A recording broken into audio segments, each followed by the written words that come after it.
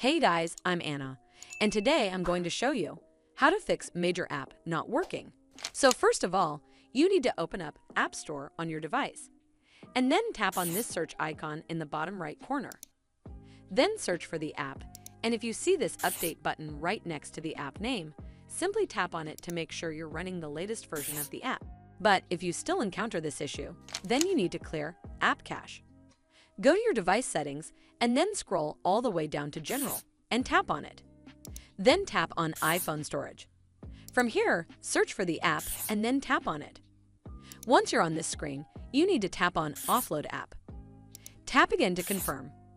It'll take a bit for processing, and then a reinstall button will show up. Simply tap on it to reinstall the app. This should fix the issue, but if it doesn't, then you need to completely reinstall the app. Follow the on-screen instructions to navigate all the way to the app page. Once you're on this screen, tap on Delete App to uninstall the app from your device. Once uninstalled, open up App Store and then search for the app here. And then click on this Get button to install it back on your device.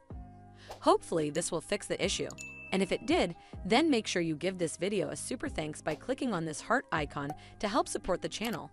And don't forget to hit that subscribe button. We'll see you in the next one.